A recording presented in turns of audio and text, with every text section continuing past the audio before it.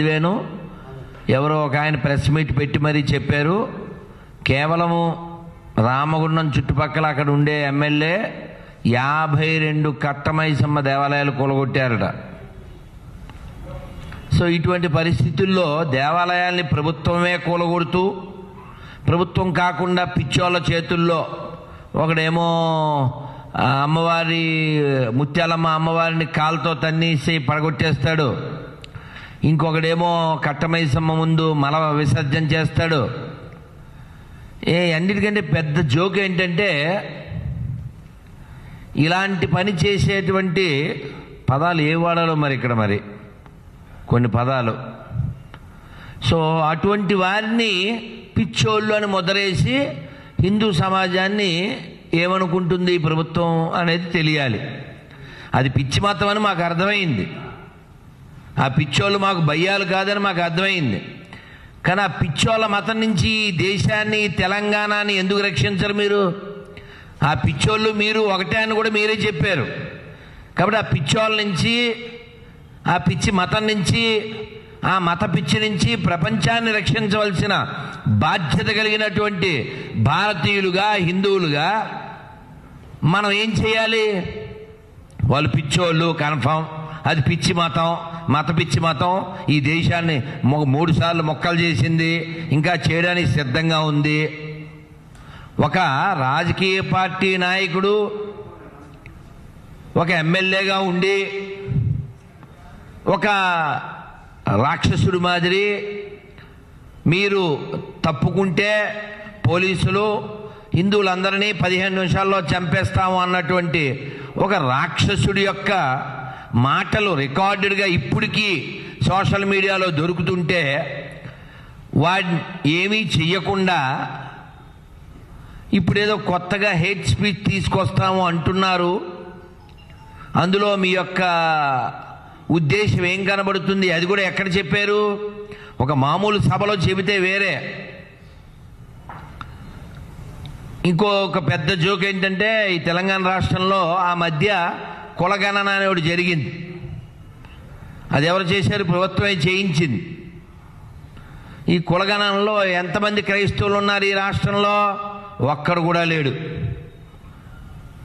ఆకాశ పుష్పం అని అంటారు, ఉంటుందా? ఆకాశ పుష్పం ఉంటుందండి? ఏదో మల్లి పుష్పమో, జాజి పుష్పమో, మందార పుష్పమో ఉంటుంది. సో ఆకాశ పుష్పమో వెర్రి పుష్పమో నాకు తెలియదు. మరి అది ఏ పుష్పమో, పుష్పత్రియమో నాకు తెలియదు. అసలు ఈ పుష్పాలు లేని పుష్పాలకి మొన్న 30 కోట్లు ఎంతో ఖర్చు పెట్టడం ఏంటి? లేని పుష్పాలకి సెలబ్రేషన్కి చర్చికి 7,000 ఇవ్వడం ఏంటి? అంటే ముందు ఎవరి మీద చర్యలు తీసుకోవాలి? లేని మతం, లేని మనుషులు, రాజుగారు దేవతా వస్త్రాలు. ఆ దేవతా వస్త్రాలు రాజుగారికి వేస్తే సరిపోద్దేమో, సెట్ అయిపోద్ది, హిట్ కూడా అయిపోద్ది. ఏం జరుగుతుంది తెలంగాణలో? లేని మతమా?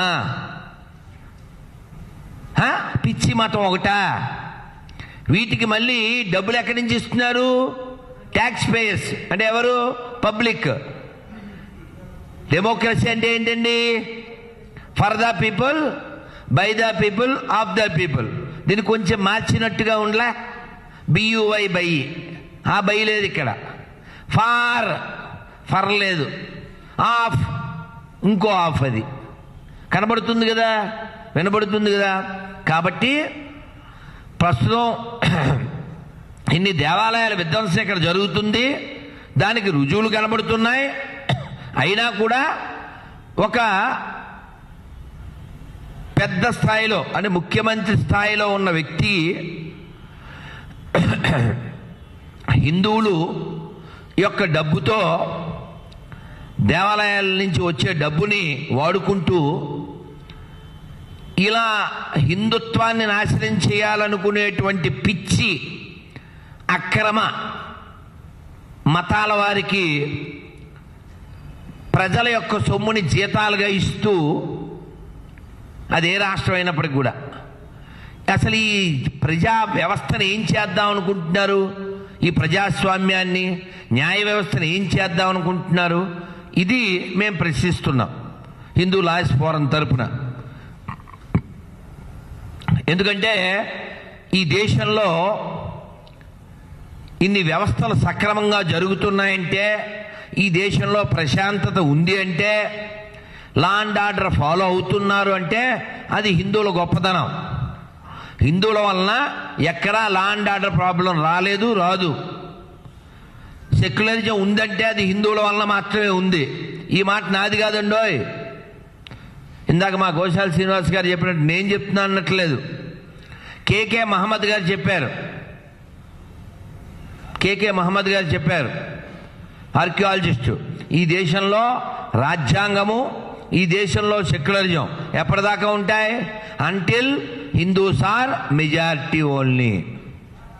కాబట్టి గౌరవనీయ తెలంగాణ రాష్ట్ర ముఖ్యమంత్రి గారు ఏదో న్యాయ వ్యతిరేకమైనటువంటి చట్టాలు తీసుకొచ్చి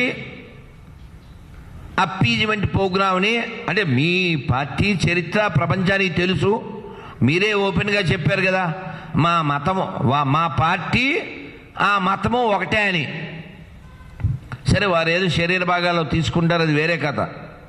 సో కాబట్టి మీ యొక్క ఆ మతం ఏదైనా మీ అభిమతం అందరికీ తెలుస్తూ ఉంది.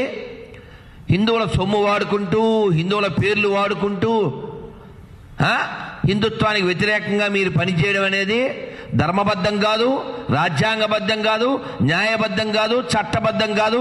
ఈ చట్టం చెల్లదు. కాబట్టి మీరు హిందువులను టార్గెట్ చేసుకుని ఇలాంటి వేషాలు వేయడానికి గతంలో కూడా ప్రయత్నం చేశారు.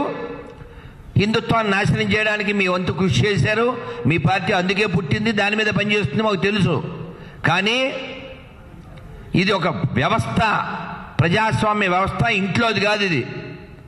కాబట్టి హిందూస్ లాయర్స్ ఫోరం దీన్ని ఖండిస్తుంది.